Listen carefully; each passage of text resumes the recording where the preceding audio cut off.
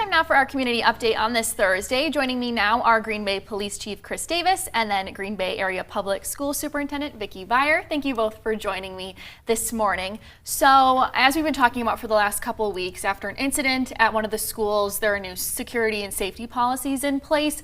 Could you just talk about the consequences that you guys have added as well? Sure. Typically in the past, if a student was engaged in unsafe behavior, it could lead to suspension. What we've done is enhance that. So rather than just come back to school after the suspension is done, you have to earn the privilege of being able to integrate back into being in the hallway without supervision, going to the cafeteria for lunch without supervision. So they'll have to earn that privilege back.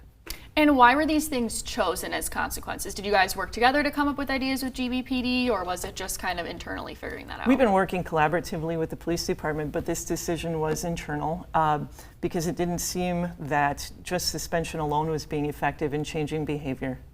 And this question I think you can probably both speak on. What message do you have for parents? You know, I'm sure a lot of parents are watching, probably not many kids. What do you want them to talk to their kids about the seriousness of these incidents that have happened and what you guys are trying to prevent? Well, I think it's important for parents to realize and for kids to realize that there are real world consequences for serious criminal or violent activity in schools or anywhere else. And one of the most challenging things as a parent is getting kids to understand the nature of long-term consequences. But if you just have those conversations with your kids, I think you'll find that they're a lot more receptive to it than you might think.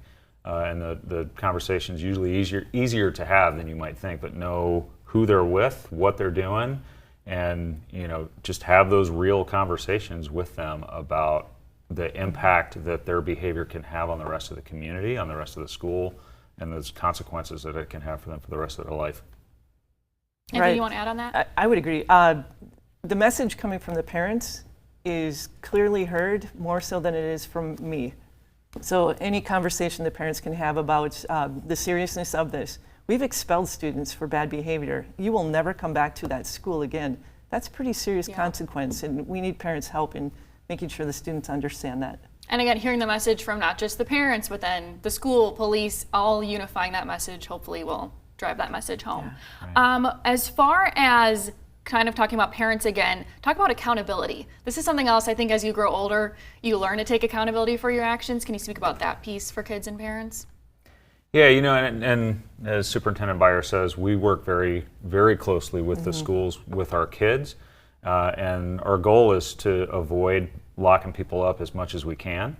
We will do anything that we can within our resources and the law and our power to get at-risk kids off of that path.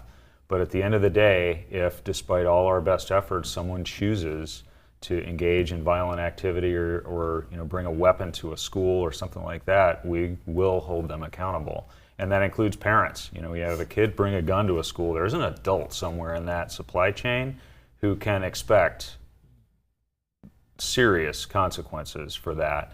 And accountability doesn't go away just because we always want to try to teach kids out of this path, but if that's all that's going to work, then that's what we're going to do.